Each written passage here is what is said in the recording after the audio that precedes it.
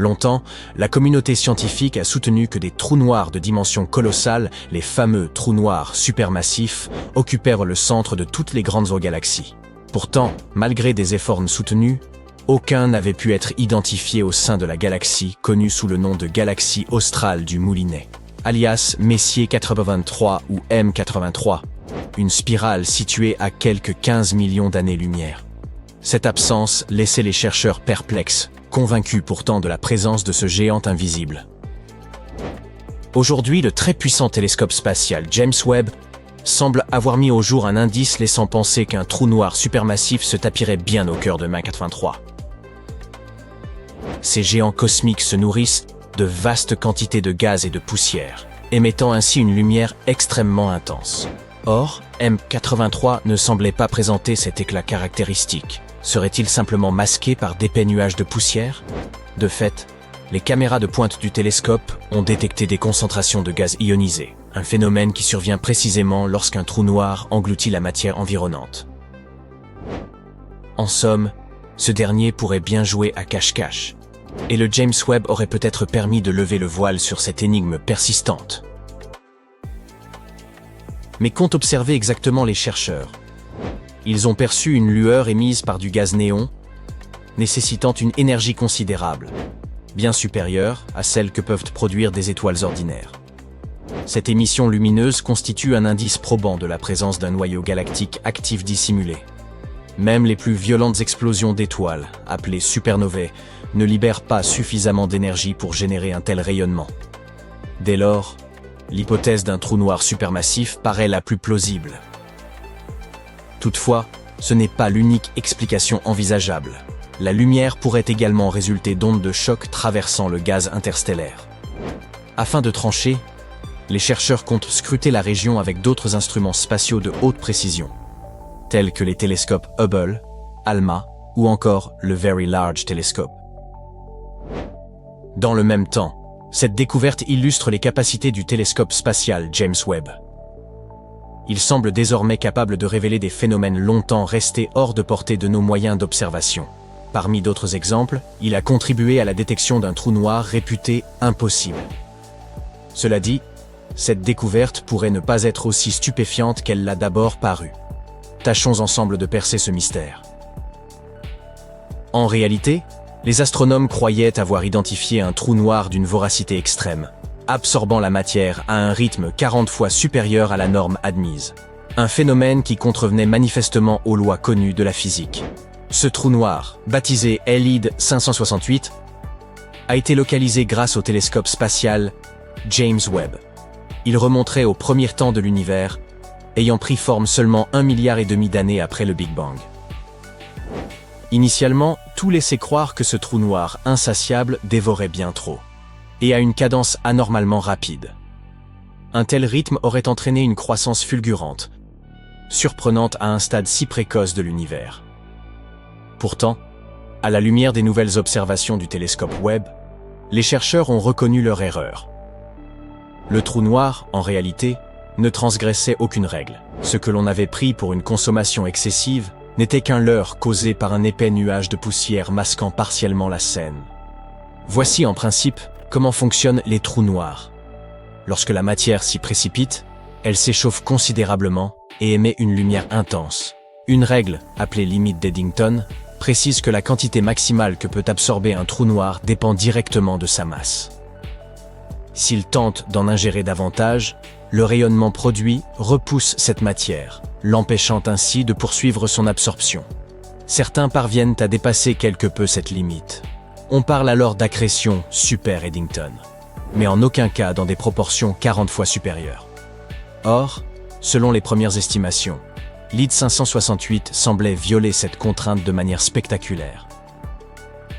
Puis, la nouvelle étude publiée en avril 2025 a démontré que le trou noir se nourrissait en réalité à un rythme tout à fait ordinaire.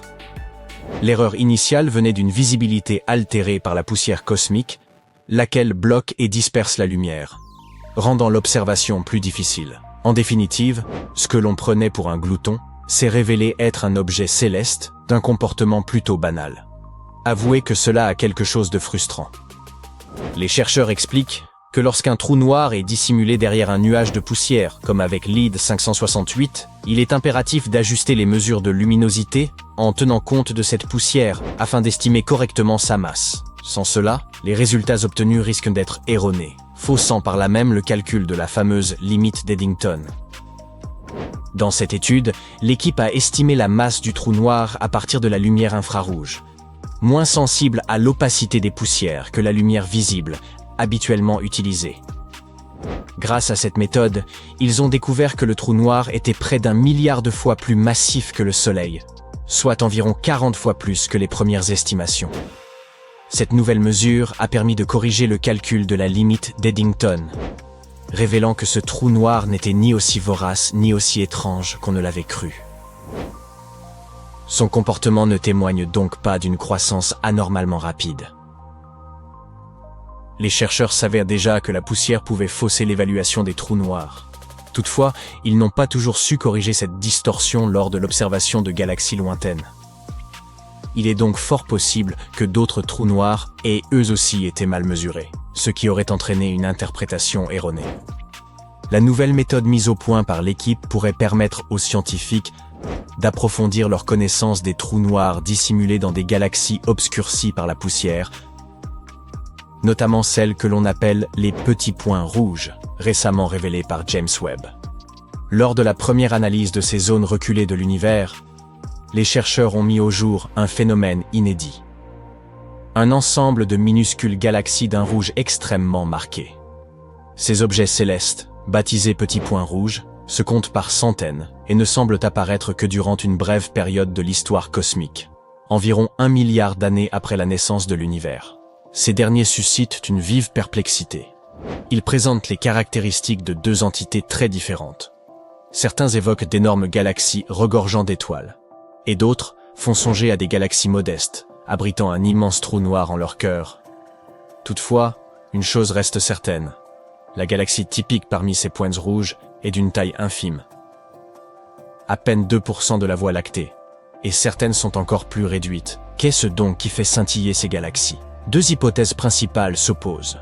L'une suggère qu'un petit point rouge renfermerait un nombre extraordinaire d'étoiles, jusqu'à 100 milliards, soit l'équivalent de la Voie lactée, bien que sa taille soit considérablement moindre. Imaginez un espace silencieux, immense et vide, tel est le voisinage de notre système solaire. Maintenant, transposez dans cette même pièce la population d'un vaste pays, compressée au maximum. Voilà peut-être à quoi ressemble l'intérieur d'un petit point rouge. Un lieu parmi les plus densément peuplés de l'univers, à tel point que certains chercheurs doutent qu'un tel degré de concentration soit réellement possible.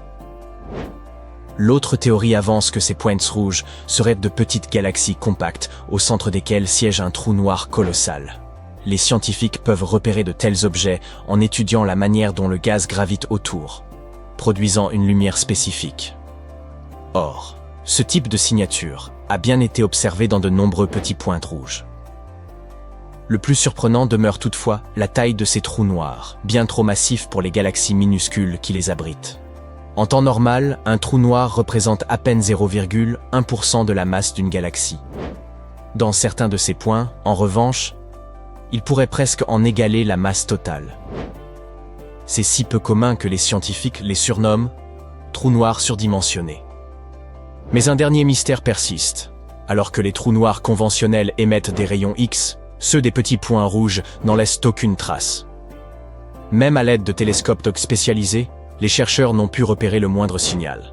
C'est comme si ces trous noirs jouaient à cache-cache, échappant encore à nos moyens d'observation actuels.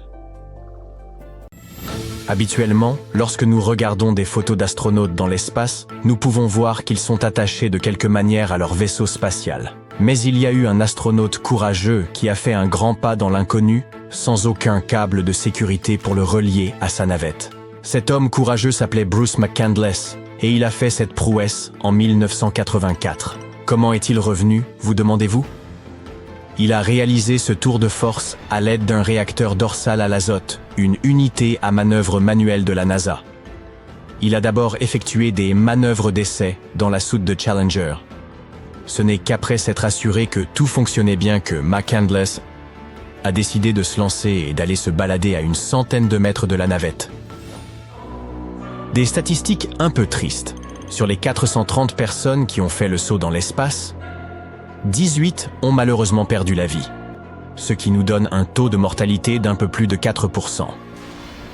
Au vu de ces chiffres, on peut affirmer que les navettes spatiales sont des moyens de transport très peu sûrs, c'est évident. Mais clarifions un peu les choses. Si nous calculons mieux ces chiffres, nous pouvons obtenir un pourcentage plus faible. Comment? Eh bien, 4% est un peu trompeur, parce qu'avec ce calcul, nous prenons en compte tous les vols spatiaux. Or, certaines personnes ont effectué plusieurs vols, ce qui réduit la probabilité. Avec plus de 600 sièges occupés lors de 113 vols, le véritable taux de mortalité des missions est en fait plus proche de 2%. Testons maintenant votre culture générale, voulez-vous? Quel a été le premier être vivant envoyé dans l'espace? Vous avez répondu un singe? Vous vous trompez. Pour ceux qui ont répondu un chien, désolé, ce n'est pas correct non plus. Le 9 juillet 1946, des drosophiles ont été les premiers êtres vivants à se rendre dans l'espace lors d'un vol suborbital à bord d'une fusée V2. Le 20 février 1947, ces petites bêtes sont revenues saines et sauves de leur voyage, ouvrant ainsi la voie à l'exploration humaine de l'espace. Avant d'envoyer des mammifères en mission, comme le singe Rhesus Albert II en 1959, ou les célèbres chiens de l'espace, les scientifiques ont passé beaucoup de temps à étudier les mouches à fruits pour voir comment elles réagissaient aux radiations et aux conditions de voyage. Les chercheurs avaient commencé à utiliser des drosophiles pour leurs expériences dès les années 10. Vous savez pourquoi? Parce que les humains partagent un grand nombre de gènes avec ces petites bestioles. Imaginez que vous entendiez une musique effrayante lorsque vous êtes plongé dans l'obscurité et qu'il n'y a personne pour vous aider. Imaginez maintenant à quel point les astronautes qui ont entendu cette musique inquiétante dans leur navette ont pu être bouleversés.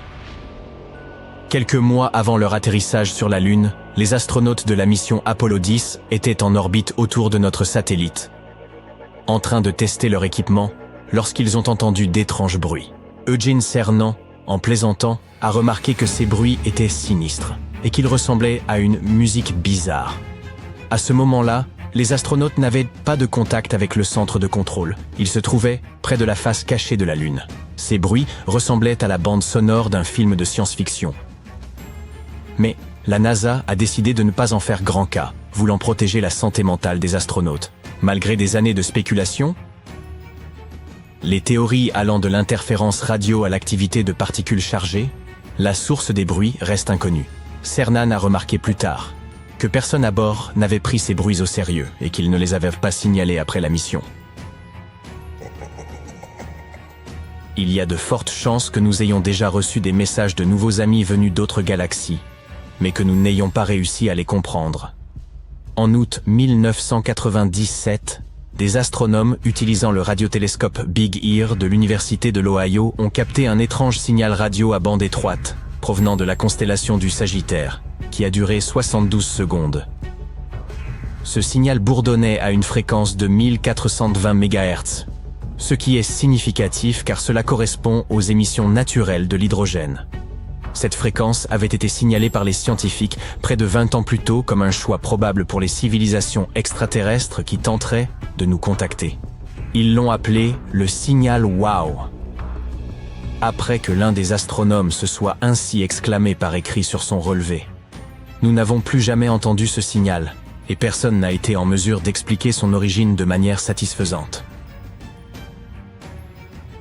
Après avoir passé environ un mois dans l'espace, les astronautes commencent à perdre beaucoup de peau sous les pieds, en particulier les callosités coriaces qu'ils ont accumulées au fil du temps. Un astronaute a même appelé le centre de contrôle de la mission un peu paniqué lorsqu'il a remarqué qu'un morceau de son talon se détachait littéralement. Mais pas d'inquiétude. Au fur et à mesure que les vieilles callosités disparaissent, il en apparaît assez vite de nouvelles sur le dessus des pieds. Cela permet aux astronautes de bien s'accrocher aux appuis, un peu comme des trapézistes de l'espace. Voir du sang dans ses urines est effrayant. En apesanteur, le sang ne descend pas dans le bas du corps de la même manière que sur Terre. Cela peut conduire à des situations un peu effrayantes dans les navettes. Les pulsions naturelles sont universelles, quel que soit l'endroit où l'on se trouve. Il y a deux raisons principales pour lesquelles les astronautes ne peuvent pas utiliser les toilettes traditionnelles dans l'espace.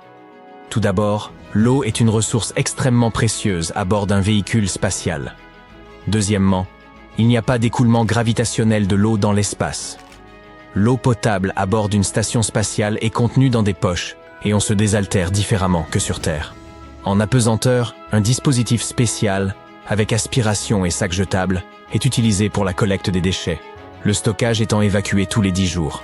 En outre, les navettes sont équipées de systèmes complexes conçus pour recycler et filtrer les déchets liquides et les convertir en eau utilisable pour les besoins quotidiens des astronautes.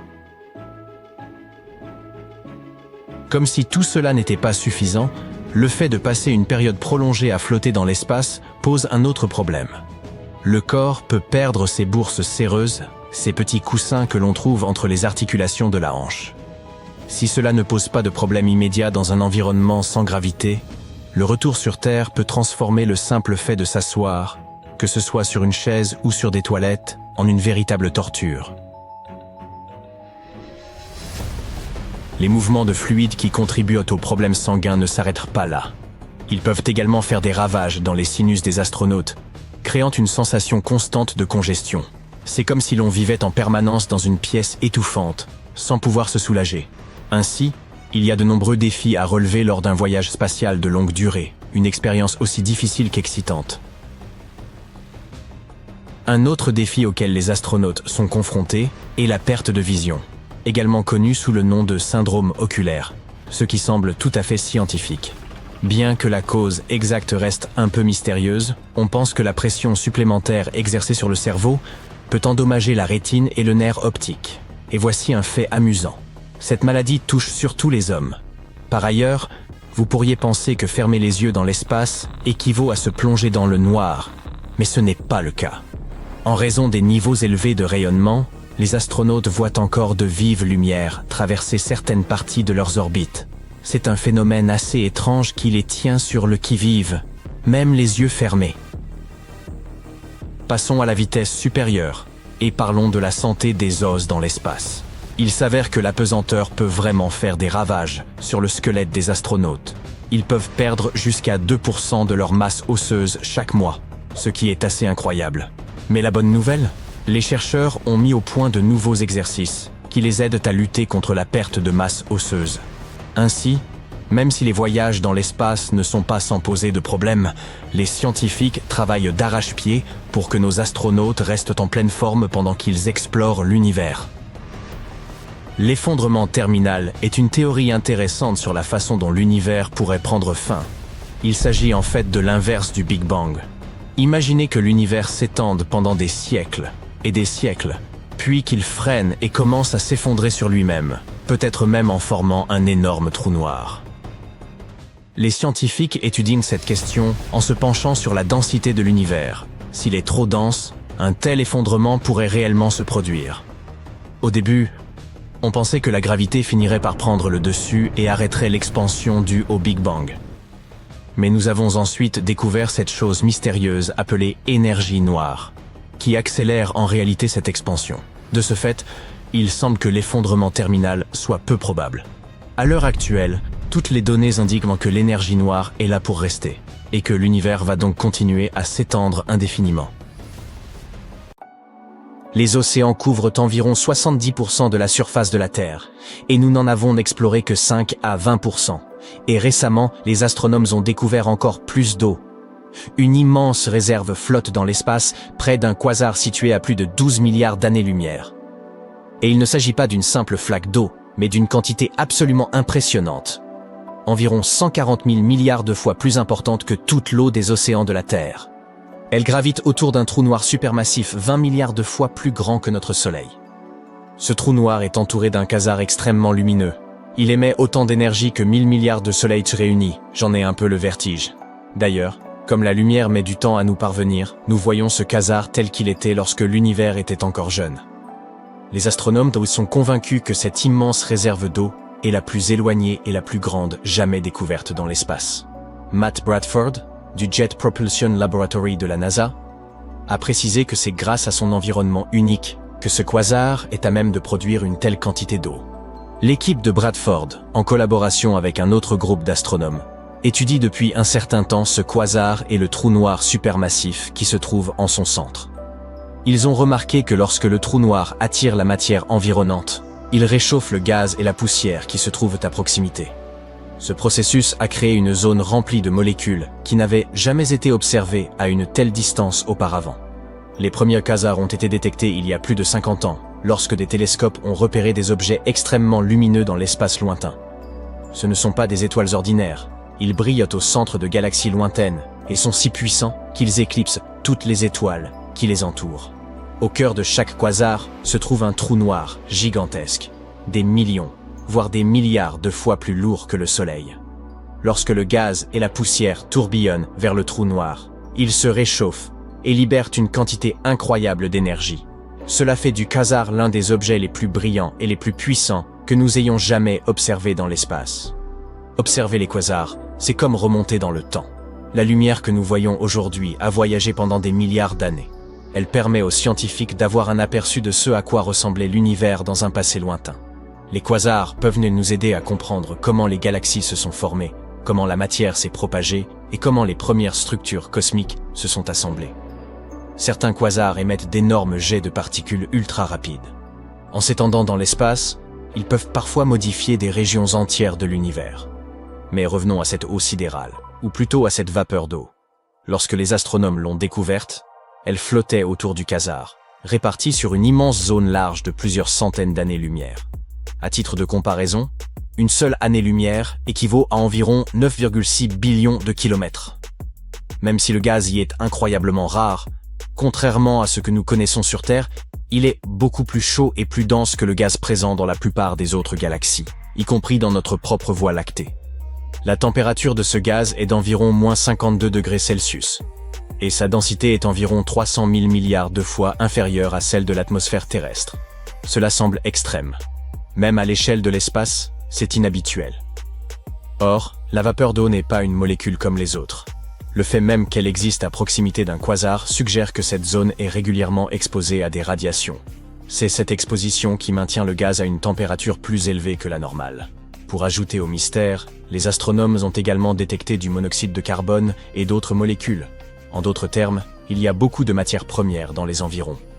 À l'avenir, ce gaz pourrait contribuer à agrandir encore davantage le trou noir supermassif, jusqu'à 6 fois sa taille actuelle.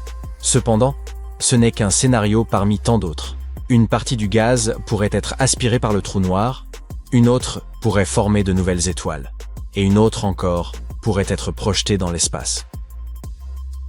La découverte de vapeur d'eau dans un quasar aussi lointain signifie que les éléments constitutifs de l'univers existent depuis des milliards d'années. L'eau est essentielle à la vie telle que nous la connaissons, donc sa présence il y a si longtemps suggère que les ingrédients nécessaires à la vie existaient bien plus tôt que nous ne le pensions. Cependant, l'eau n'est pas seulement importante pour la vie. Elle joue également un rôle clé dans la formation des étoiles et des galaxies. Lorsque d'énormes nuages de gaz se refroidissent, l'eau contribue à leur effondrement, facilitant ainsi la naissance de nouvelles étoiles. Mais comment les chercheurs ont-ils pu repérer cet énorme nuage d'eau ? En 2008, l'équipe de Bradford a commencé à rechercher de l'eau dans l'espace à l'aide d'un instrument spécial appelé ZSPEC. Celui-ci était fixé à un télescope de 10 mètres à Hawaï. Pour vérifier leurs résultats, ils ont utilisé un autre outil puissant, le CARMA. Il s'agit d'un groupe d'antennes radio situé dans les montagnes du sud de la Californie. Au même moment, une autre équipe recherchait de l'eau à l'aide d'un télescope situé dans les Alpes françaises. En 2010, cette deuxième équipe a détecté une infime trace d'eau dans notre lointain quasar. Il s'agissait d'un signal minuscule. Par la suite, le groupe de Bradford a détecté d'autres signaux. C'était la preuve dont nous avions besoin pour conclure qu'il y avait effectivement une énorme quantité d'eau là-bas. Aujourd'hui, notre nuage flottant de vapeur d'eau n'est plus le seul endroit où nous avons trouvé cette molécule en dehors de la Terre. Les scientifiques ont récemment fait une découverte majeure. Il existe d'énormes réserves d'eau liquide cachées profondément sous le sol martien. En théorie, les futurs astronautes pourraient donc utiliser cette eau pour leur mission, voire pour s'installer de manière permanente sur Mars. Mais bien sûr, il y a un hic. Cette eau ne se trouve pas dans de jolis lacs ou océans facilement accessibles. Elle est enfouie si profondément à l'intérieur de Mars que nous n'avons aucun moyen de l'atteindre avec la technologie dont nous disposons actuellement. Les scientifiques l'ont découverte en analysant les données sismiques de la sonde Mars InSight. Celle-ci a détecté une activité sismique étrange, que l'on peut expliquer par la présence de ces réserves d'eau cachées. Mars contient donc encore de l'eau aujourd'hui, principalement sous forme de glace à la surface ou juste en dessous. Mais ce n'est rien comparé aux quantités massives que la planète contenait il y a des milliards d'années. La grande question est la suivante. Où est passée toute cette eau? Les scientifiques pensent qu'elle s'est soit évaporée dans l'espace, soit déplacée vers l'intérieur de la planète, où elle pourrait désormais être piégée sous forme de gisements liquides ou de dépôts de glace. Le problème? Nous n'avons aucun moyen de mesurer la quantité d'eau perdue par Mars. Cette question reste donc sans réponse pour l'instant. La Lune, satellite de la Terre, contient également de l'eau, mais pas sous la forme que vous imaginez. Au lieu de lacs ou de rivières, l'eau de la Lune est principalement constituée de glace, répartie de manière inégale à sa surface. Les pôles, froids et ombragés, en sont particulièrement riches, car ils ne sont jamais exposés au soleil. Une grande partie de cette glace est également mélangée au sol lunaire et enfouie profondément, ce qui la rend très difficile à atteindre. Il y a ensuite Encelade, l'une des lunes de Saturne. Elle est minuscule, avec un diamètre de seulement 505 km. C'est tout de même suffisant pour contenir l'Arizona. Tiens, pourquoi ne pas essayer? Plus sérieusement, lorsque la sonde spatiale Cassini de la NASA est arrivée près de Saturne, les scientifiques s'attendaient à trouver un monde gelé et stérile. Mais au lieu de cela, ils ont observé d'énormes panaches de particules glacées et de vapeurs d'eau jaillissant de geysers près du pôle sud.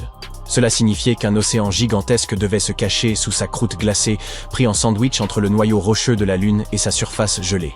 Le fait que cet océan soit actif et envoie constamment des matériaux dans l'espace fait d'Encelade une candidate de choix pour de futures explorations. Nous avons également Europe, l'une des lunes de Jupiter et l'un des endroits les plus prometteurs pour la recherche de vie extraterrestre. Europe possède un gigantesque océan d'eau salée qui pourrait atteindre 64 à 161 km de profondeur. Cela signifie qu'il pourrait contenir plus d'eau que tous les océans de la Terre réunis. Mais il y a un obstacle de taille. Cet océan est caché sous une épaisse couche de glace, et les scientifiques pensent qu'il aurait une épaisseur située entre 16 et 32 km. L'océan d'Europe reste liquide grâce aux forces de marée exercées par la gravité de Jupiter.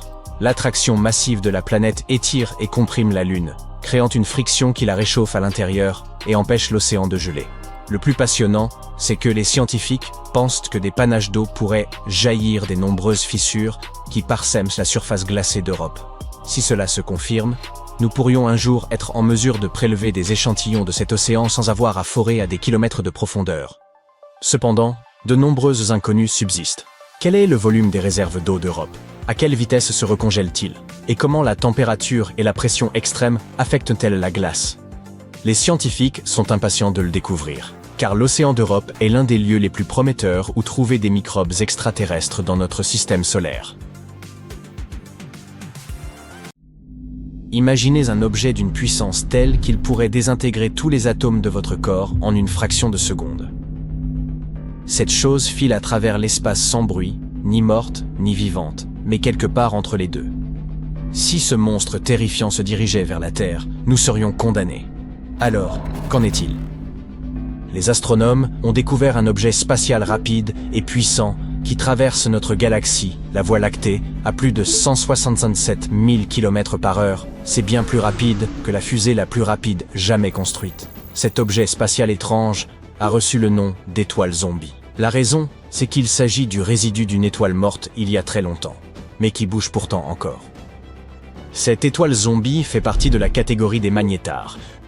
Une boule minuscule et super lourde. Elle fait la taille d'une ville, mais est plus lourde que le Soleil. Cela en fait l'un des objets les plus denses de l'espace. Seuls les trous noirs le sont davantage. Hey, n'oublions pas de parler de moi. Les magnétars ont également un champ magnétique incroyablement puissant. Celui de notre zombie est 100 billions de fois plus puissant que celui de la Terre. Tellement puissant même que si ce magnétar s'approchait de la Terre, il effacerait d'un seul coup toutes les cartes de crédit de la planète. Fini les petites emplettes. En outre, si une personne s'approchait trop près d'un magnétar, à environ 965 km plus ou moins, ses atomes en seraient aussitôt désintégrés. Et fini, là encore, les petites emplettes.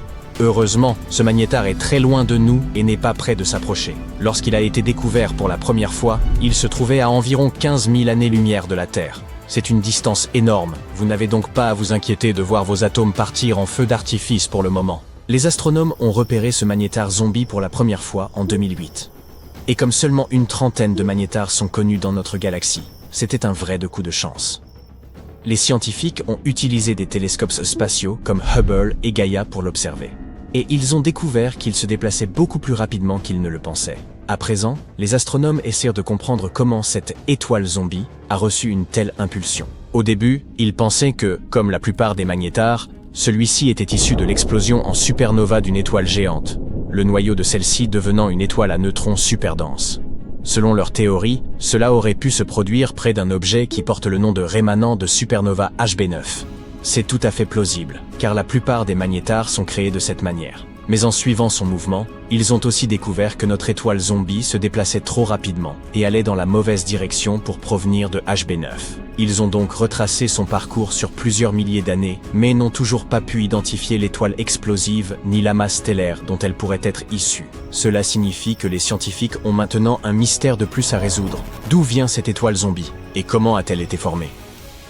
Selon l'une de leurs hypothèses, elle proviendrait en réalité d'une naine blanche, le noyau restant d'une étoile de la taille de notre Soleil après l'épuisement de tout son carburant. Normalement, lorsque les naines blanches explosent, elles sont complètement détruites. Mais dans de rares cas, au lieu de se désintégrer, la naine blanche s'effondre sur elle-même et se transforme en étoile à neutrons. Cette étoile à neutrons peut alors devenir un magnétar.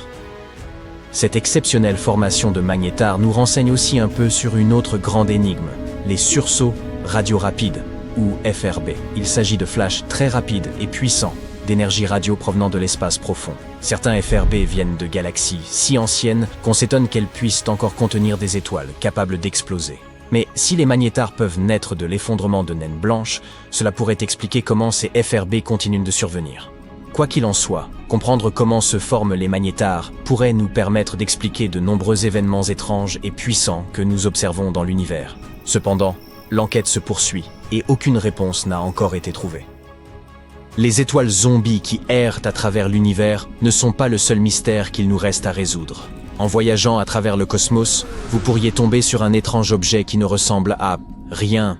À une distance de 700 millions d'années-lumière de la Terre, il y a un trou, un vide contenant un tout petit nombre de galaxies.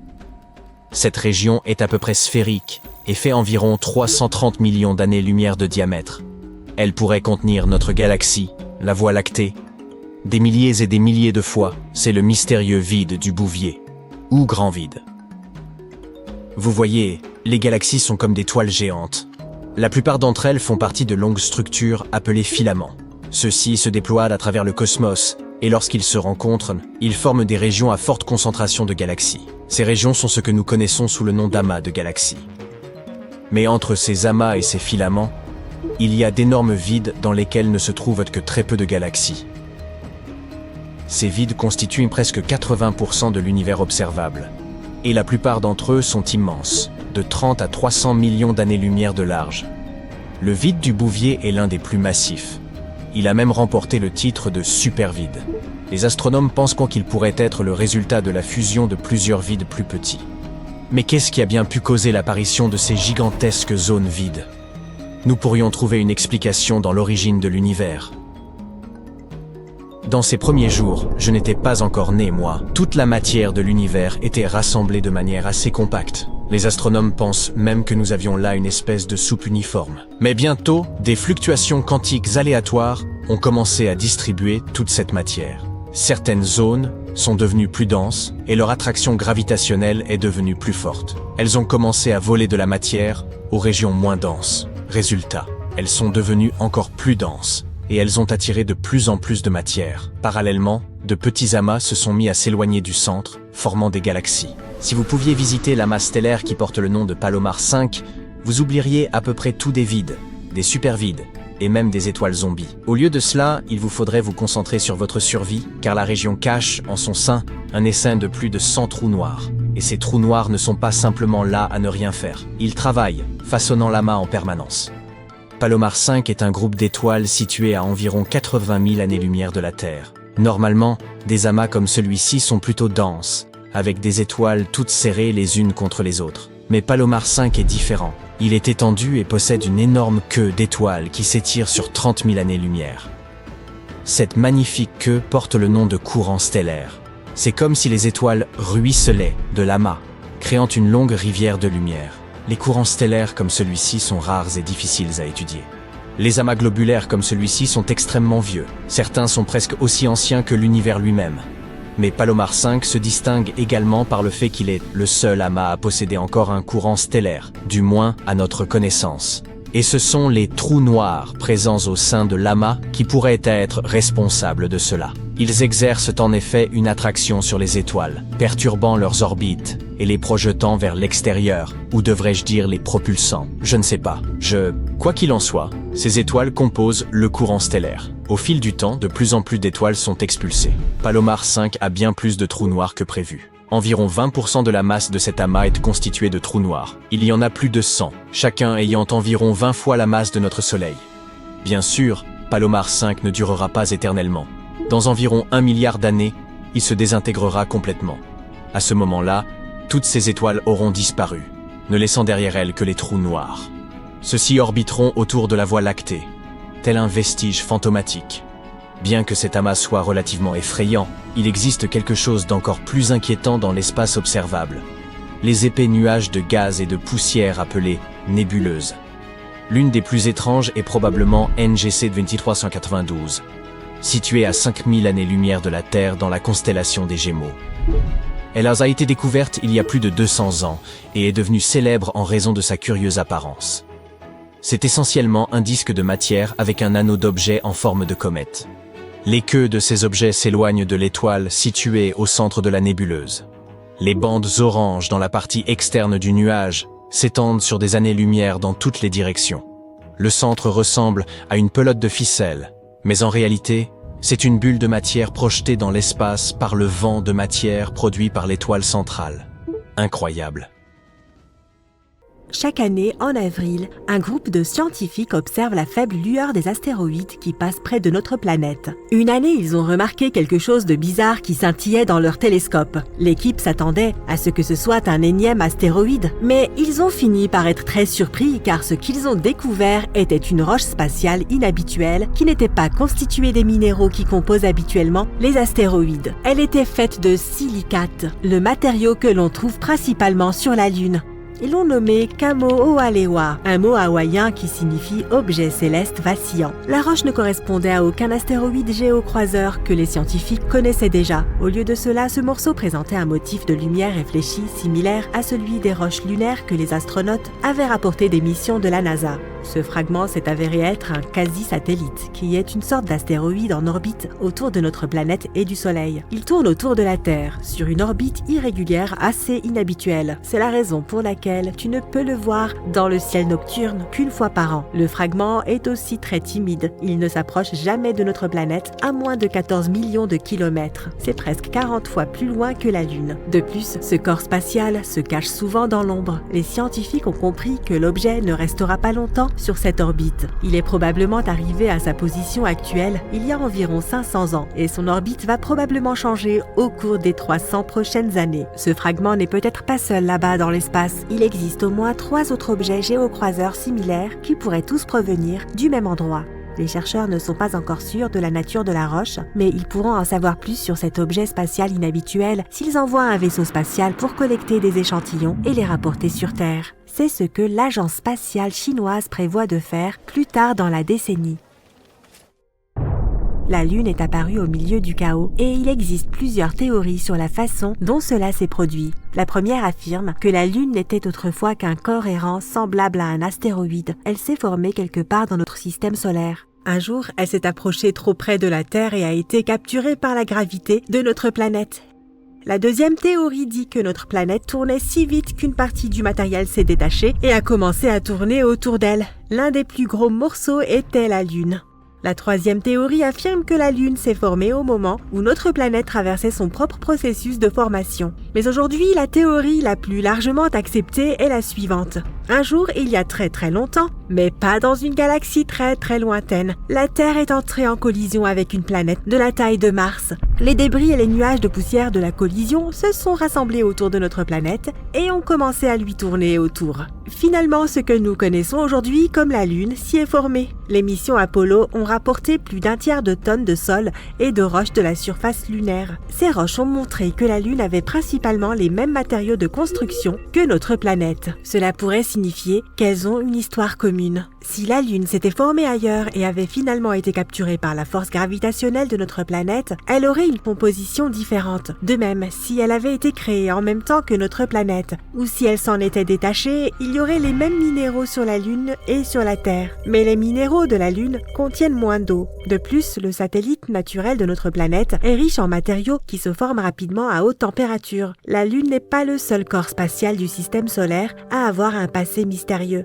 Hippocampe est une lune de Neptune découverte en 2013. C'est la plus petite lune de cette géante glacée. Elle ne fait que 30 km de diamètre. Elle est très proche de Protée, la plus grande des lunes intérieures de Neptune. Les scientifiques pensent qu'Hippocampe s'est probablement formé à partir de débris après la collision de Protée avec une comète. Si Hippocampe était entré dans l'orbite de Protée depuis un autre endroit de notre système solaire, la plus grosse lune l'aurait avalé ou aurait fait fuir la petite lune. Mais Protée elle-même ne fait pas partie de la première génération de lunes de Neptune. Elle a été formée à partir des restes du tout premier système de lunes de la planète. Ces premières lunes ont été détruites lorsque Neptune a capturé Triton, actuellement la plus grande de ces lunes. La principale preuve que la collision était probable est le fait que Triton tourne autour de Neptune à l'envers par rapport aux autres lunes qui orbitent autour de la planète. Neptune a capturé Triton depuis la ceinture de Kuiper. C'est une zone remplie d'objets glacés et de débris rocheux qui s'étend au-delà d'Uranus. Cela signifie qu'Hippocampe est une lune de 3e génération. Le Soleil a également eu un passé turbulent. Notre étoile est apparue il y a environ 4,6 milliards d'années. Il est difficile d'étudier ses premiers stades de vie puisque cela s'est produit 50 millions d'années avant la formation de notre planète. Mais récemment, une équipe de chercheurs a découvert des cristaux vieux de plus de 4,5 milliards d'années, cachés profondément dans des météorites. Ils ont révélé certaines choses sur le passé de notre Soleil. Avant la formation des planètes, notre système solaire était composé de l'étoile centrale et d'un disque massif de poussière et de gaz chaud qui tournait autour d'elle. En se refroidissant, la poussière et les gaz se sont transformés en minéraux, dont les cristaux que l'on trouve dans les météorites qui ont atterri sur notre planète. Ces matériaux anciens ont été irradiés, contrairement à certaines substances plus jeunes. Les chercheurs pensent que quelque chose a pu arriver au Soleil après la formation de ces cristaux. Peut-être que l'activité de notre étoile était alors moins intense, ou peut-être que, pour une raison inconnue, ces matériaux plus jeunes n'ont pas pu voyager jusqu'aux zones où l'irradiation était possible. Les planètes naines nous donnent un aperçu des plus anciennes années du système solaire. Il y a environ 4 milliards d'années, les forces gravitationnelles de Jupiter, Saturne et Neptune se sont unies. Elles ont projeté des astéroïdes et des comètes à toute vitesse dans le système solaire, les faisant entrer en collision avec différentes planètes. Toutes les planètes naines de la ceinture de Kuiper, par exemple Pluton, Eris, Oméa, Makemake, ont leur propre lune qui se sont probablement formées après de puissantes collisions. Des débris glacés sur des orbites similaires à celles d'Oméa, par exemple, peuvent prouver la théorie d'une ancienne collision. Les débris qu'elle a créés n'avaient tout simplement pas assez d'énergie pour flotter loin de la force gravitationnelle de la planète naine. Cérès, une autre planète naine, a des argiles riches en ammoniac à sa surface. L'ammoniac n'est pas stable aux températures qui règnent sur Cérès, mais il y a beaucoup de cette substance dans le système solaire externe. Cela signifie que Cérès s'est probablement formé dans ses parties extérieures et a été projeté vers l'intérieur. Après tout, les géantes gazeuses migraient beaucoup lors des premiers stades du système solaire. Ou bien la planète naine pourrait s'être formée dans une ceinture d'astéroïdes, et l'ammoniac est apparu d'une manière ou d'une autre, mettons après un puissant impact sur la planète naine. Cérès pourrait aider les scientifiques à mieux comprendre les lunes glacées. Le fond des océans sur Terre a une forte concentration de minéraux carbonates et certaines parties de Cérès en ont aussi. Cela signifie que cette planète naine est comme une sorte de monde océanique fossilisé. De nombreuses exoplanètes, un terme utilisé pour les planètes situées en dehors du système solaire, ont également subi des collisions assez intenses à leur début. Ce système à double étoile se trouve à plus de 300 années-lumière de nous, et ces étoiles ont au moins 1 milliard d'années. Même s'il n'est pas jeune, ce système montre encore quelques signes de nuages tourbillonnants de débris poussiéreux qui n'ont pas encore refroidi, ce qui n'est pas quelque chose que l'on attendait d'un système stellaire de cet âge. Ces débris sont encore chauds, ce qui signifie qu'il pourrait y avoir eu une forte collision de deux planètes ou d'autres corps spatiaux de taille similaire dans cette région, et ce relativement récemment. Les particules de poussière tournent autour d'une jeune étoile. Elles se collent les unes aux autres et grossissent avec le temps, et c'est ainsi que les planètes se forment. Les restes de poussière se déposent souvent dans des régions lointaines et froides. Un exemple dans notre système solaire est la ceinture de Kuiper. Elle est située très loin, au-delà de Neptune. À mesure que les systèmes solaires évoluent, ces particules continuent d'entrer en collision jusqu'à ce qu'elles soient si petites qu'elles finissent par être attirées par les étoiles voisines ou expulsées du système. Uranus tourne de façon penchée si on la compare au reste des planètes de notre système solaire. Et la seule explication que nous en ayons est une puissante collision dans le passé, quelque chose de bien plus gros qu'une comète ordinaire ou qu'un autre corps spatial de taille similaire a probablement heurté Uranus et a incliné l'orbite de la planète. C'était probablement une planète de 2 fois la taille de la Terre. Il pourrait s'agir d'une protoplanète, c'est-à-dire un corps spatial composé principalement de glace et de roches qui tourne autour d'une étoile et qui est susceptible de se transformer en planète à un moment donné dans le futur. Quoi qu'il en soit, les retombées de l'impact ont étouffé le noyau d'Uranus. Cela a empêché la chaleur à l'intérieur de la planète de s'échapper. Cela pourrait expliquer pourquoi Uranus a des températures extrêmement froides à sa surface. Alors n'oublie pas ton manteau. As-tu déjà entendu parler de l'étoile en diamant dont la valeur surpasse celle de toutes les richesses de la Terre, ou de ces étoiles scintillantes dont la surface est faite de fer solide ? Jetons un coup d'œil à ces étranges astres et essayons de percer leur mystère. Il y a une étoile dans la constellation du Centaure que l'on a surnommée Lucy in the Sky with Diamonds. Oui, c'est bien le titre d'une chanson des Beatles. On a découvert que cette étoile contenait un diamant massif en son cœur. Mais tu te demandes peut-être quelle est la taille réelle de ce diamant. Eh bien, on l'estime à environ 10 milliards de billions de carats. Un 1 suivi de 34 zéros. Pour mettre cela en perspective, le diamant Hope, l'un des plus gros diamants sur Terre, ne fait que 45,5 carats. Peux-tu imaginer la taille de la bague que tu pourrais fabriquer avec ce diamant stellaire ? Et il a à peu près la même masse que notre Soleil. Mais ne t'emballe pas trop vite à l'idée de posséder ce diamant. Même si tu étais Jeff Bezos, tu ne pourrais pas te l'offrir. Selon Ronald Winston, PDG de la société Harry Winston, la taille de ce diamant risquerait de faire chuter les cours du marché.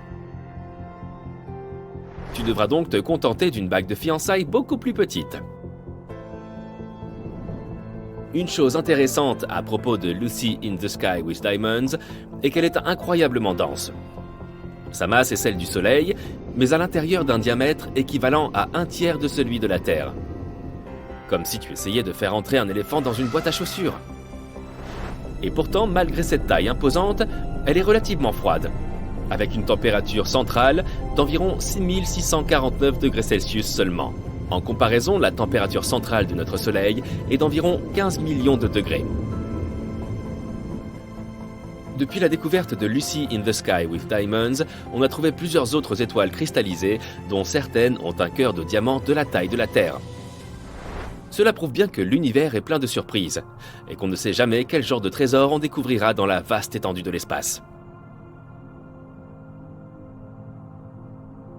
Nous avons trouvé d'autres curieuses étoiles. Il y a beaucoup de choses étranges et inexpliquées dans l'espace. Prenons l'exemple de Vega. Vega, qu'on appelle aussi Alpha Lyrae, est une étoile située dans la constellation de la Lyre. C'est l'une des étoiles les plus brillantes du ciel nocturne et elle est facilement visible à l'œil nu dans la plupart des régions du monde. Pour nous, habitants de l'hémisphère nord, Vega est une belle étoile lumineuse. Mais nous avons découvert l'un de ses secrets. Elle est en fait un peu écrasée. Sa vitesse de rotation fait qu'elle se renfle à l'équateur, comme si elle avait un peu de ventre. Elle tourne une fois toutes les 12,5 heures, ce qui est assez rapide pour une étoile. Et elle projette de la matière autour d'elle. C'est un peu comme si elle faisait du hula hoop. Cette matière étant assez éloignée de son centre, elle subit donc moins la gravité, ce qui la refroidit et l'assombrit. On appelle ça assombrissement par la gravité. Vega est donc le pire cauchemar d'un conseiller en fitness cosmique. Pour nous qui l'observons, elle paraît toujours ronde, parce que nous la regardons depuis l'extrémité du pôle de la Terre. Si nous l'observions depuis un autre angle, nous aurions une vue très différente. Et nous nous demanderions si Vega ne se goinfre pas de beignets cosmiques quand nous lui tournons le dos. Mais même si nous nous moquons un peu de son tour de taille, il est indéniable que Vega reste l'une des étoiles les plus fascinantes de notre galaxie. Mais tu veux voir quelque chose de vraiment brillant? Que dirais-tu d'une supernova? Les supernovas sont de gigantesques explosions qui se produisent lorsque les étoiles atteignent la fin de leur vie. C'est comme le bouquet final d'un feu d'artifice, mais à l'échelle cosmique. Elle libère plus d'énergie en quelques secondes que notre Soleil n'en produira pendant toute sa vie. Et c'est exactement ce qui est arrivé à l'étoile que nous allons voir maintenant. Un objet céleste nommé IPFT I4HLS. Mais il y a un hic. Il ne s'agit pas d'une supernova ordinaire. Cette étoile a bien explosé en 2014 et a commencé à s'éteindre comme attendu. Mais elle a ensuite recommencé à briller. Tu parles d'une entrée en scène. Et comme si cela ne suffisait pas, elle a continué à s'éteindre, puis à s'illuminer au moins 5 fois au total. Un peu comme un yo-yo. C'est comme si elle n'arrivait pas à décider si elle voulait continuer à briller ou s'éteindre pour toujours. En outre, lorsque les scientifiques ont mesuré le spectre de cette supernova, ils ont constaté qu'elle évoluait 10 fois plus lentement que les autres étoiles. Peut-être qu'elle souhaite simplement profiter un peu de sa vieillesse. En somme, cet objet est un véritable mystère. Mais ce n'est pas la seule étoile souffrant du syndrome 2 en 1. À première vue, MY Camelopardalis semble assez ordinaire. Mais en y regardant de plus près, les astronomes ont découvert qu'il s'agissait en fait de 2 étoiles. Elles tournent l'une autour de l'autre à plus de 950 000 km/h. Il s'agit d'un système stellaire binaire à contact, ce qui signifie que les étoiles sont si proches l'une de l'autre qu'elles partagent une enveloppe commune. En d'autres termes, elles sont si proches qu'elles se bécotent, littéralement. Ces Roméo et Juliette célestes sont l'une des étoiles binaires les plus massives que l'on connaisse. Elles pèsent respectivement 32 et 38 masses solaires.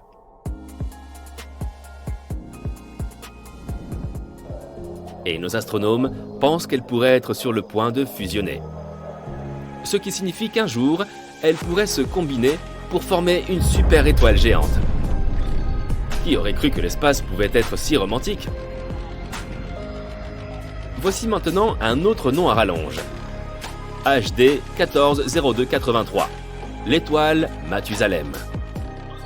Ce petit bonhomme dans la constellation de la Balance existe depuis un bout de temps. Et par un bout de temps, je veux dire très très longtemps. En fait, les scientifiques pensaient qu'elle était plus vieille que l'univers lui-même. Imagine un peu si c'était vrai.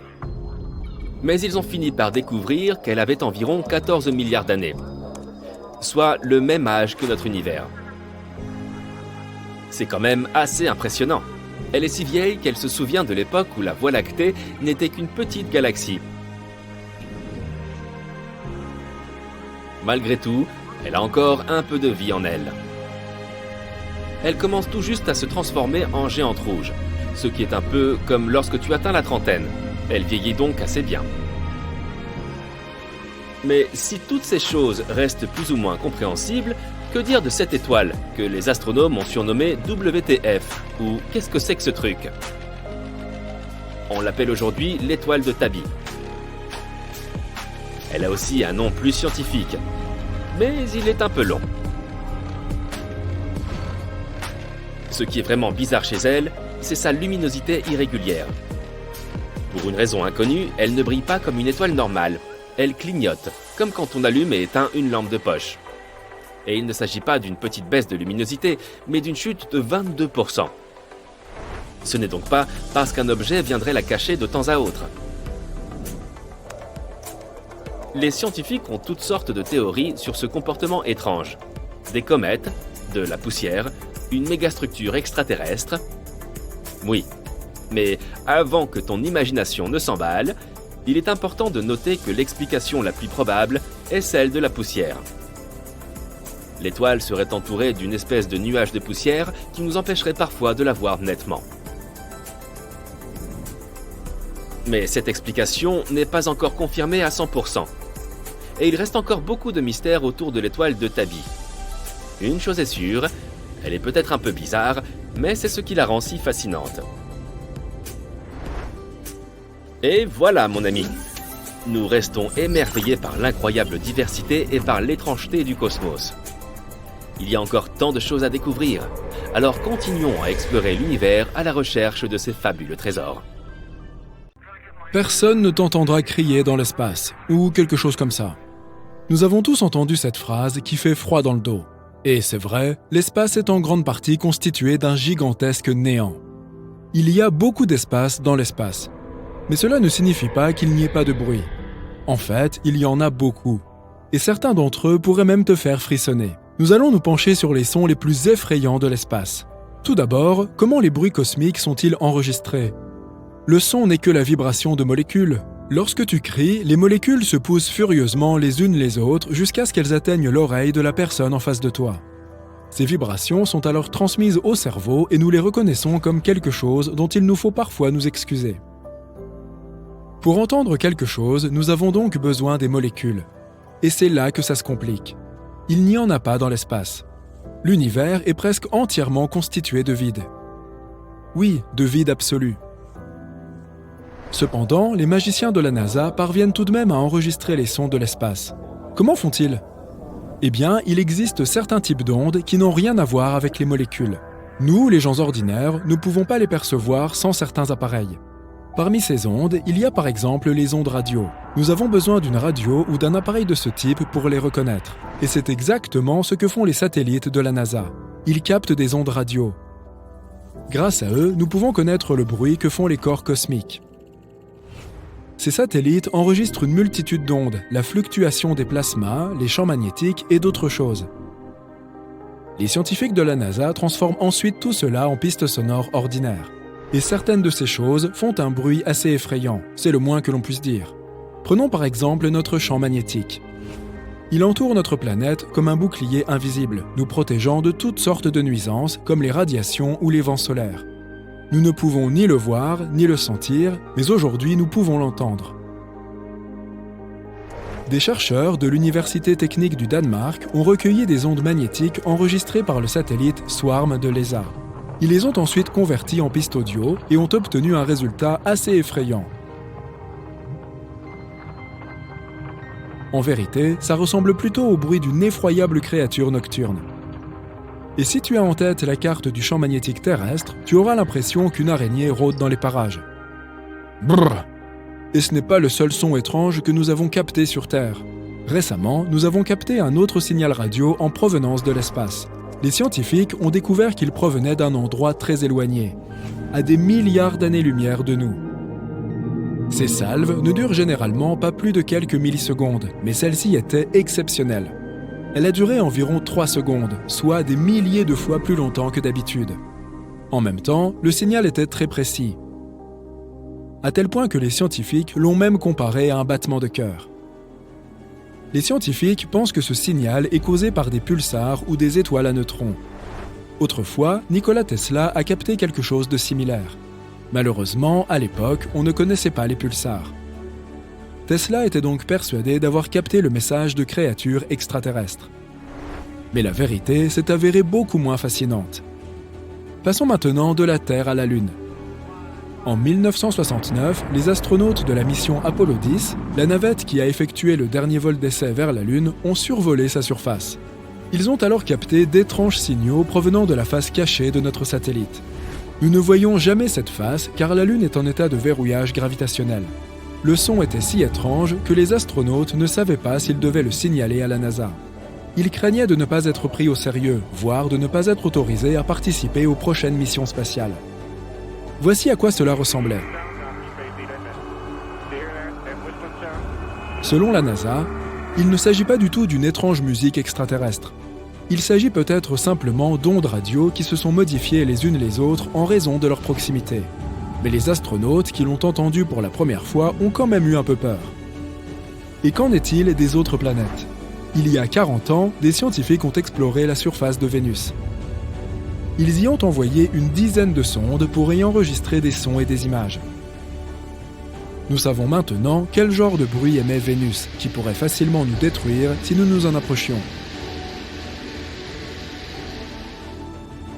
On ne s'attendait pas à autre chose de la part de la planète la plus dangereuse du système solaire.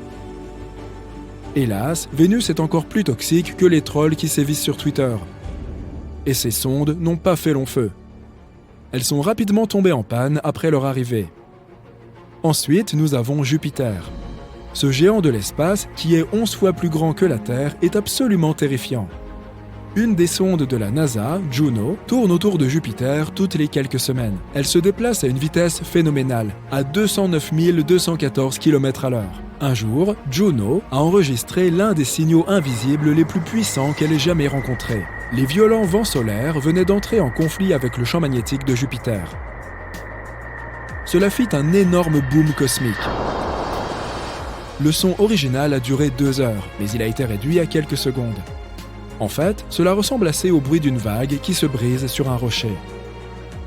Mais rien de cela n'est comparable à l'horreur venue de l'une des petites lunes de Jupiter, Ganymède.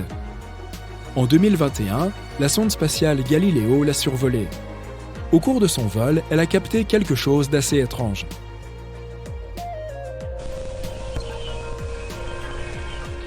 Ces bruits sont des radiations de satellites. On dirait un peu le bruit d'une jungle ou celui de milliers de chauves-souris qui attendent de te surprendre en pleine nuit. Passons maintenant à Saturne. Ce signal a été capté par la station interplanétaire automatique Cassini-Huygens, lancée dans l'espace en 1997. En passant devant Saturne, Cassini a enregistré un son assez effrayant. Ces cris tout droit sortis de l'enfer ne sont que de simples ondes radio.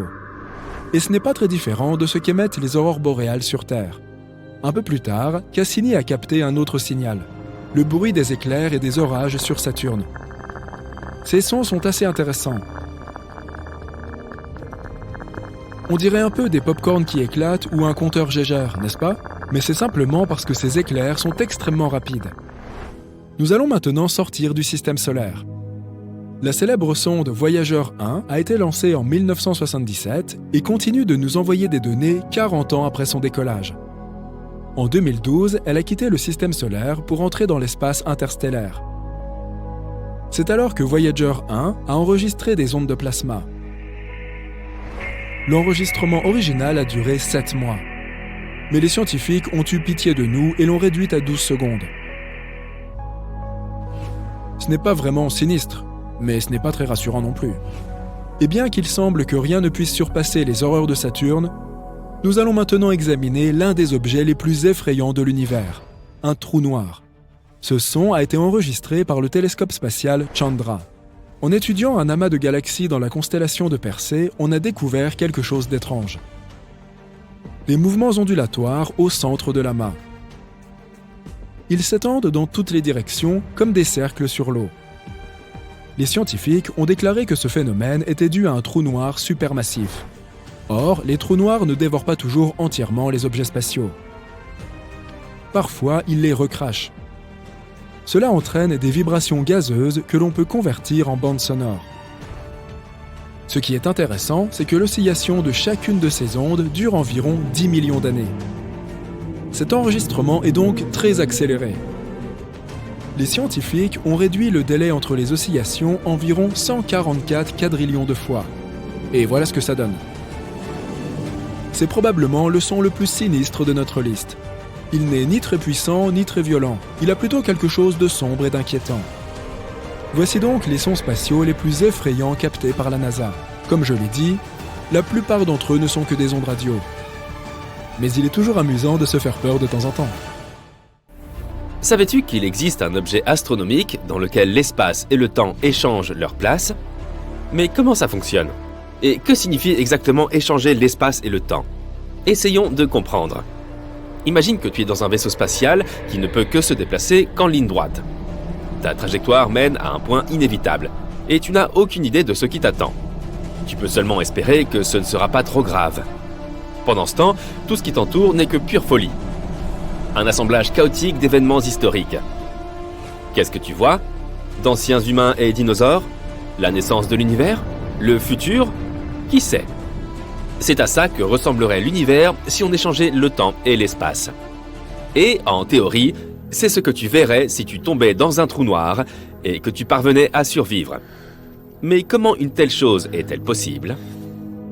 Tout d'abord, parlons du temps et de l'espace. Imagine que tu dessines une ampoule électrique sur une feuille de papier. Puis tu prends une autre feuille et tu dessines la façon dont elle s'est allumée. Pour l'instant, ce n'est qu'un petit cercle de lumière. Une autre feuille, le cercle de lumière s'agrandit. Il devient de plus en plus grand jusqu'à ce que, finalement, il se transforme en un énorme cercle. Dans la réalité, l'ampoule s'allume en un clin d'œil. Parce que la vitesse de la lumière est plus rapide que l'univers. Mais ici, sur nos dessins, on a capturé la propagation de la lumière image par image. On voit comment, au fil du temps, la lumière est passée d'un petit point à un grand cercle. Mais si tu empiles ces cercles, ça ne te rappelle pas une certaine forme? Par exemple, un cône? Exactement. On appelle ça un cône de lumière. Et le temps est l'axe central de ce cône. Pourquoi? Parce que la lumière se transforme d'un petit point en un grand cercle au fil du temps. Pour s'en souvenir, dessinons un vecteur temps, une flèche à l'intérieur du cône. Elle va du passé vers le futur. Pendant ce temps, les cercles représentent l'espace.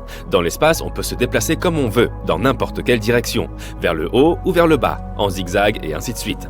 Mais peu importe les zigzags qu'on dessine, on avance toujours le long de la ligne de temps. On ne peut pas revenir en arrière et on ne peut pas arrêter le temps. Cela nous aide à définir le temps et l'espace. Le temps est la direction dans laquelle le cône de lumière est orienté. C'est la direction où tous nos chemins mènent et où se trouve inévitablement notre avenir. Et l'espace est toute la variété de directions perpendiculaires à la ligne de temps. Ce graphique est très simple. S'il pouvait être appliqué à l'univers entier, alors le temps s'écoulerait de la même façon partout. Cependant, si tu as vu au moins quelques films de science-fiction populaires, tu sais que ce n'est pas le cas. En réalité, le temps peut s'emballer. Par exemple, si tu te détends près d'un trou noir, ce qui ne sera que 2 heures pour toi peut s'avérer être 20 ans pour ton ami resté sur Terre. Mais pourquoi? Prends une grande respiration. Maintenant, la gravité entre en jeu. Tu t'es dit sans doute que c'est simplement cette force qui nous aide à tenir sur le sol. Mais c'est beaucoup plus complexe que ça. La gravité est l'une des forces physiques de base de notre monde. Et elle est incroyablement puissante. Elle est même tellement puissante qu'elle peut déformer l'espace et le temps. Elle peut littéralement influencer la vitesse du temps comme un sorcier tout-puissant. Comment? Pour le comprendre, prenons quelque chose de légèrement plus gros qu'une ampoule. Par exemple, une supernova. Quelque part dans l'univers, une étoile vient d'exploser. Comment le sait-on? Rien dans l'univers, aucun son, aucune onde radio, rien ne voyage plus vite que la lumière. Donc on ne prend conscience de la naissance d'une supernova que lorsqu'on la voit. Et cela n'arrive que lorsque son cône de lumière grandit suffisamment et atteint notre planète. Donc le cône de lumière grandit et grandit. Jusqu'à présent, tout va bien. Et finalement, il atteint notre planète. Mais il y a un hic. Notre planète est massive. Très massive.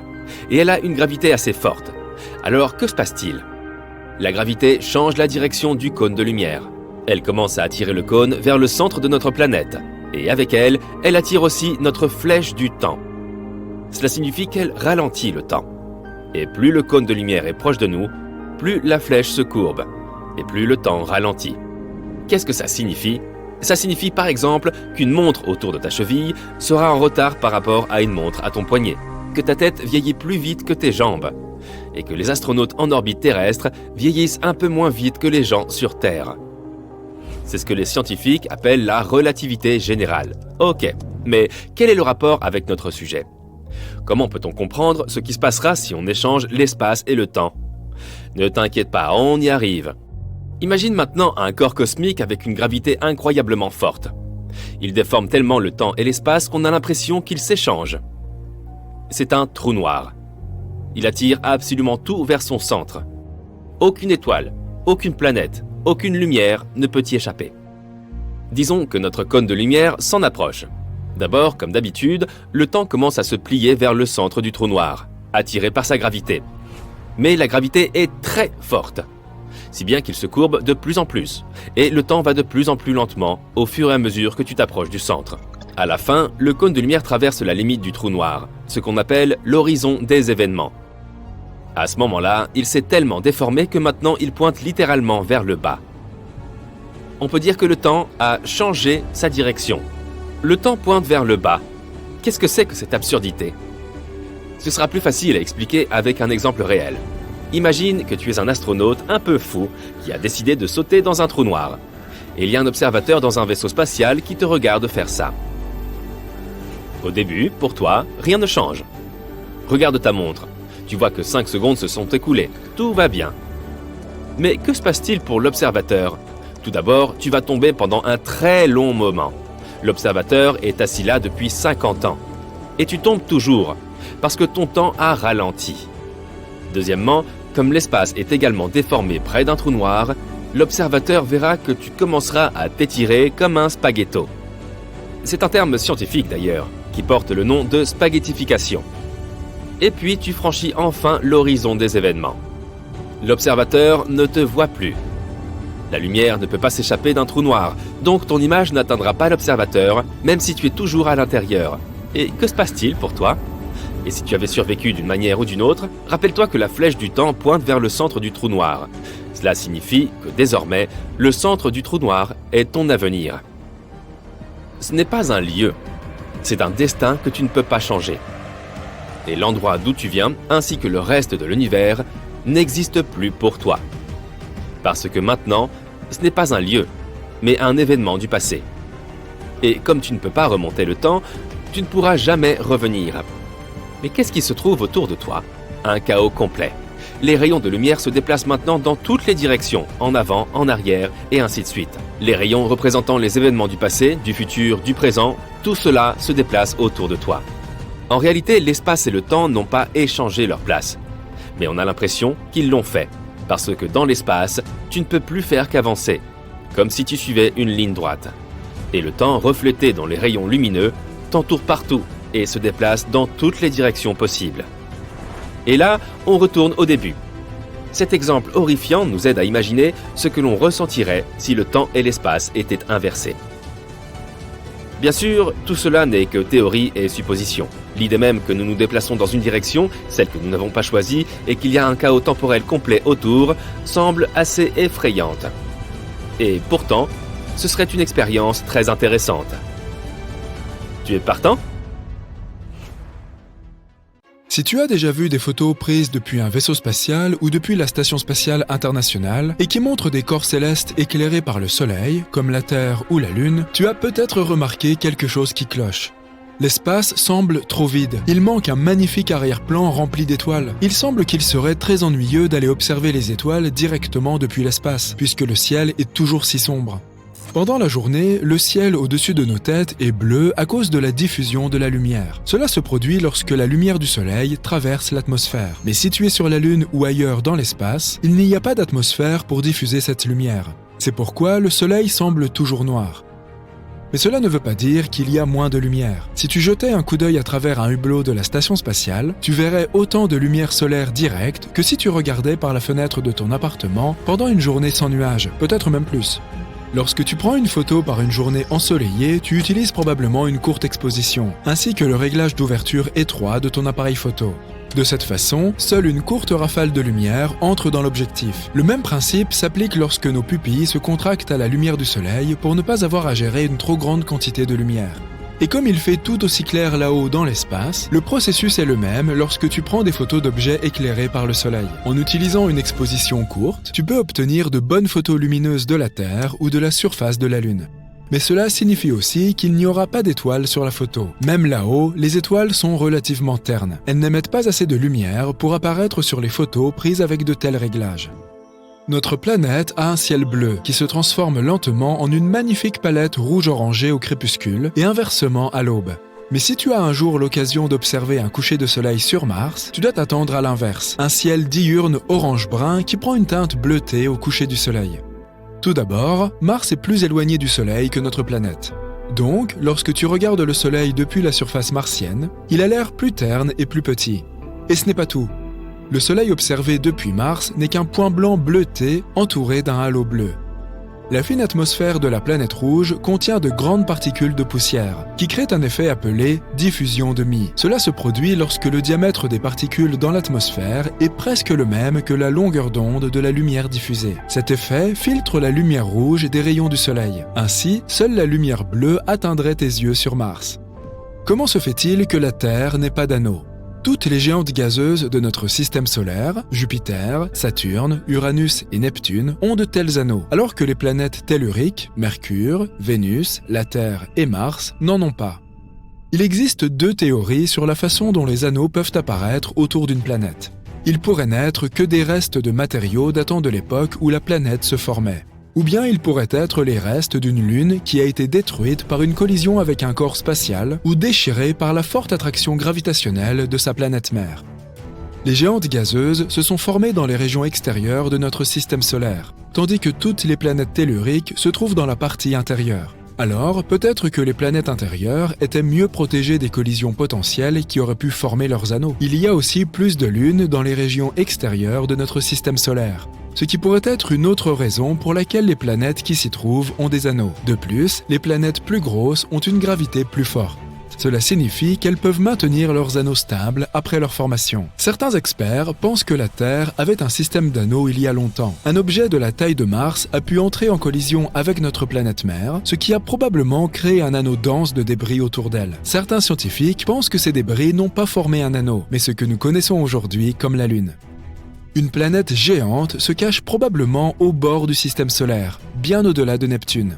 Les scientifiques ont baptisé ce mystérieux monde hypothétique la planète 9.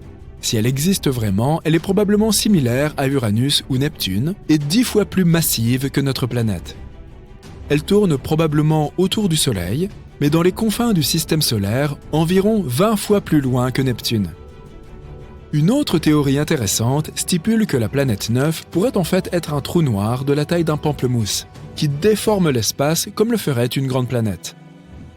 Alors que nous pensions autrefois que l'eau était une substance rare dans l'espace, elle existe en réalité partout dans notre système solaire. Par exemple, on peut en trouver dans les astéroïdes et les comètes, ainsi que dans les cratères de la Lune et de Mercure. Nous ne savons toujours pas s'il y a assez d'eau pour faire vivre d'éventuelles colonies humaines si nous décidions de nous y installer. Mais une certaine quantité d'eau est certainement présente là-bas. Mars abrite aussi de l'eau au niveau de ses pôles. Elle est principalement cachée dans les couches de glace et probablement sous la surface poussiéreuse de la planète. Europe, la lune de Jupiter, a aussi de l'eau. C'est la candidate la plus probable que nous connaissions pour accueillir la vie en dehors de la Terre.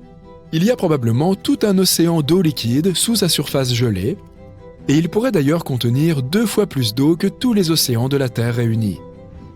Neptune est étonnamment chaude, même si elle est 30 fois plus éloignée du Soleil que notre planète et reçoit moins de lumière solaire et de chaleur.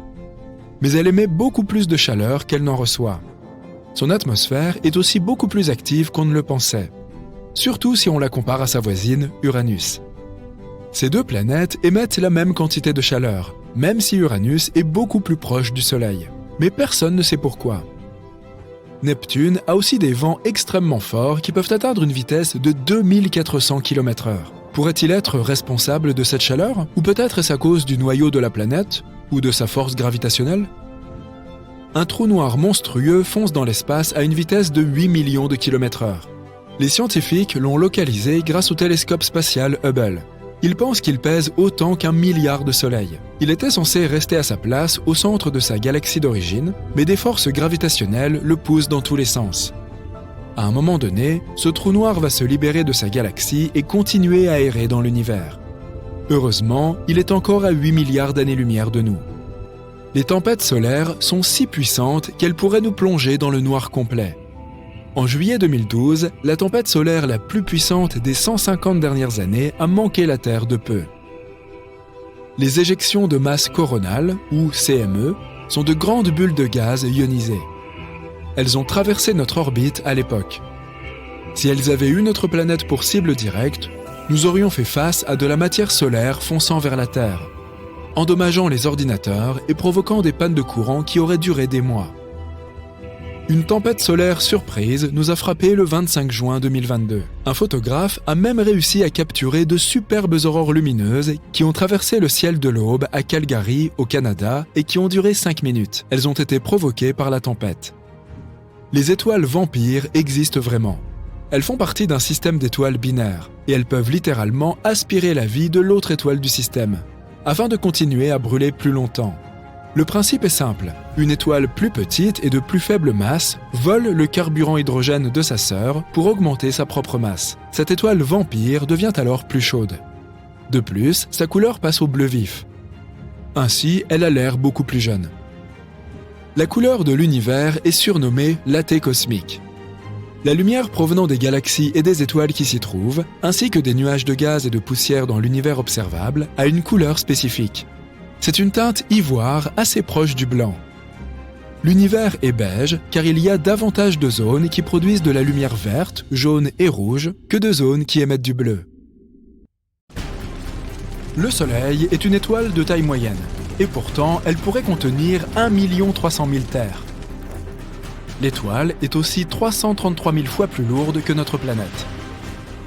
La NASA a traduit les ondes radio créées par l'atmosphère des planètes en sons audibles. C'est ainsi que les astronomes ont découvert que le son produit par Neptune ressemble aux vagues de l'océan, que Jupiter a l'air d'être sous l'eau, et que la voix de Saturne ressemble à la musique de films d'horreur. La Terre, elle, sonne un peu comme du jazz bebop. Bon, d'accord, ça je l'ai inventé. La surface du Soleil est brûlante, mais un éclair est 5 fois plus chaud. La Terre est frappée par 100 éclairs chaque seconde, ce qui représente 8 millions de coups de foudre par jour et environ 3 milliards par an. Incroyable! Si tu parviens un jour à aller sur la Lune et à voir des traces de pas récentes, cela ne veut pas dire qu'il y a quelqu'un d'autre avec toi. Les empreintes de pas ou d'autres marques du même type peuvent subsister 1 million d'années là-bas, car la Lune ne possède pas d'atmosphère. Il n'y a pas de vent, même pas une petite brise qui pourrait, même lentement, effacer ces empreintes. Les astronomes ont trouvé le plus grand trou que nous ayons jamais vu dans l'univers.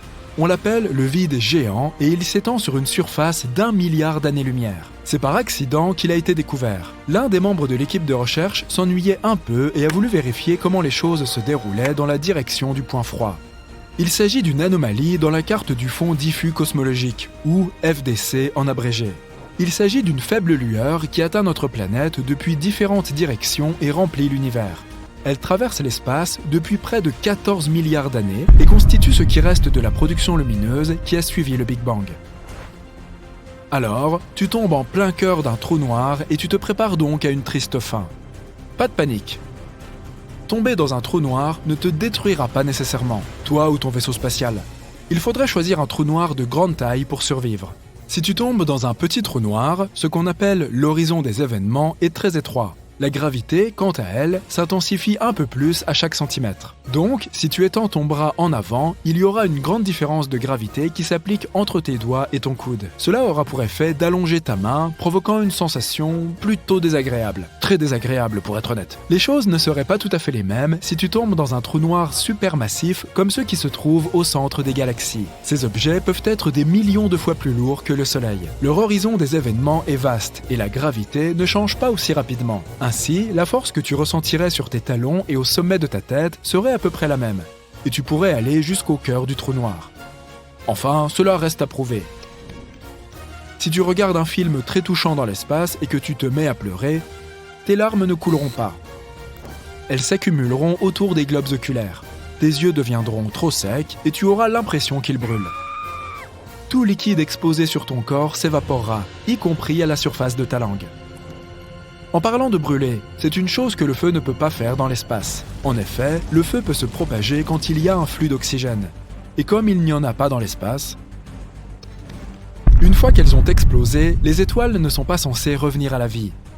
Mais certaines étoiles ont survécu en quelque sorte à une grande explosion de supernova. Ces étoiles zombies sont plutôt rares. les scientifiques en ont trouvé une très grosse appelée LP40-365. C'est une naine blanche partiellement brûlée. Une naine blanche est une étoile qui a brûlé tout son hydrogène, et cet hydrogène était auparavant son combustible nucléaire. Dans ce cas, l'explosion finale était peut-être plus faible qu'elle ne l'est habituellement, pas assez puissante pour détruire l'étoile en entier. C'est comme si une étoile avait voulu exploser mais n'y était pas parvenue, ce qui explique qu'une partie de la matière ait survécu. Si tu vas un jour dans l'espace, n'enlève pas ta combinaison, sauf si tu es dans un vaisseau spatial. Dans l'espace, l'air dans tes poumons se dilaterait, ainsi que l'oxygène dans le reste de ton corps. Tu serais comme un ballon, 2 fois plus grand que ta taille normale. Bonne nouvelle, la peau est suffisamment élastique pour te contenir, ce qui signifie que tu n'exploserais pas. Petit réconfort. Lorsqu'un objet entre dans un trou noir, il change de forme et s'étire comme des spaghettis. Cela se produit parce que la force gravitationnelle attire un objet dans une direction, tout en le comprimant dans une autre. Une sorte de paradoxe des pattes. Par ailleurs, un trou noir aussi gros qu'un atome a la masse d'une très grosse montagne. Il y en a un au centre de la Voie lactée appelé Sagittarius A. Il a une masse équivalente à 1 milliard de soleils, mais heureusement, il est très loin de nous. Si tu faisais un gros boom sur un astéroïde, tu ne serais pas capable d'entendre son bruit. Oui, nous entendons souvent le bruit des vaisseaux spatiaux et des batailles dans l'espace dans les films, mais ce n'est qu'un mythe. Le son est une onde qui se propage en raison des vibrations des molécules. Une personne frappe des mains à quelques mètres de toi. L'onde sonore commence à pousser la première molécule d'air à côté du claquement, puis la deuxième, la troisième, et ainsi de suite jusqu'à ce que l'onde atteigne ton oreille. Pour diffuser le son, nous avons donc besoin de molécules comme l'air ou l'eau. Dans l'atmosphère, les ondes sonores se propagent très bien, mais l'espace est un vide. Donc, il n'y a rien à y entendre. Tu peux taper bruyamment dans tes mains, mais il n'y aura pas de molécules capables de vibrer et de transporter ce son. Donc, pour avoir une conversation, il faut soit une radio, soit une très bonne lecture des lèvres. Les météoroïdes sont en orbite autour du Soleil, tandis que la majorité des débris d'origine humaine sont en orbite autour de notre planète. Par exemple, nous avons lancé près de 9000 engins spatiaux dans le monde, des satellites aux fusées. Même les plus petits morceaux peuvent endommager un engin spatial à des vitesses aussi élevées. Galaxies, planètes, comètes, astéroïdes, étoiles, les corps spatiaux sont des choses que nous pouvons réellement voir dans l'espace. Mais ils représentent moins de 5% de l'univers total. La matière noire, l'un des plus grands mystères de l'espace, est le nom que nous utilisons pour désigner toute la masse de l'univers qui nous est encore invisible. Et il y en a beaucoup. Elle pourrait même constituer 25% de l'univers. L'énergie sombre constitue les 70% restants de l'univers. Ça fait bien 100%, non ? Maintenant, regardons la Lune. Elle nous regarde toujours d'un seul côté. Cela signifie que la Lune a un côté sombre et que les rayons du Soleil ne l'atteignent jamais. C'est un mythe. Le fait est que la Lune est liée à la Terre par la gravitation. Il y a des jours et des nuits là-bas aussi. C'est juste que sa rotation est parfaitement alignée avec celle de la Terre. Ainsi, lorsque tu regardes la Lune, tu ne vois qu'un côté. Bien qu'il y ait aussi des jours où le Soleil y brille, donc ce n'est pas la face cachée, c'est la face éloignée. Et nous avons même des photos de cet endroit. Et il y a l'un des plus grands cratères de tout le système solaire, le bassin du pôle Sud-Aitken. Il est aussi large que 2 États du Texas. Yeehaw! Un mythe qui s'est aussi révélé faux insinuait que personne ne serait jamais allé sur la Lune. Ceci est la combinaison spatiale originale des premiers astronautes qui y sont allés. Regarde la semelle de la chaussure. Certaines personnes prétendent qu'il est impossible qu'ils aient pu laisser des empreintes comme celle-ci. En fait, c'est possible. Sur la Lune, les astronautes portaient des bottes supplémentaires par-dessus leur combinaison, et leurs semelles correspondaient parfaitement aux empreintes de pas sur la Lune. Les astronautes n'en ont pas eu besoin quand ils ont quitté la Lune, et les ont jetées quand la marche lunaire a été terminée. Ils ont d'ailleurs laissé beaucoup de choses là-bas. Ils ont même jeté les accoudoirs des sièges du module lunaire pour réduire son poids. En comptant toutes les missions lunaires Apollo, le poids total des déchets sur la Lune s'élève à environ 187 tonnes, y compris plusieurs rovers lunaires, des débris de vaisseaux spatiaux, 6 modules lunaires et toutes les expériences laissées derrière. C'est comme 3 Boeing 737. Un autre mythe sur le Soleil est qu'il est jaune. On va t'envoyer dans l'espace pour celui-ci. Tu regardes par la fenêtre et il est blanc. Le Soleil nous semble jaune seulement à travers le filtre de notre atmosphère. La composition de l'air et son épaisseur déforment juste la lumière de l'étoile.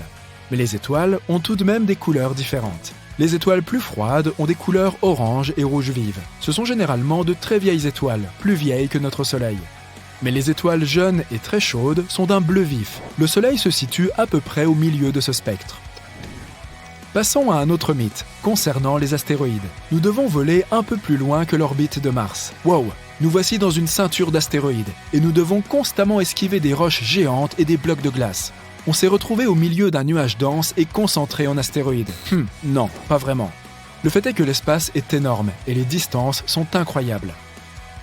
Tous les rochers et débris de la ceinture d'astéroïdes ne représentent que 4% du poids de la Lune. Donc, il n'y en a vraiment pas tant que ça là-bas. Pour comprendre la dimension du vide dans l'espace, regarde la collision de deux galaxies. Il y a des milliards d'étoiles dans chacune d'elles. Si on les mélange, il est peu probable qu'il y ait des collisions. Même ici.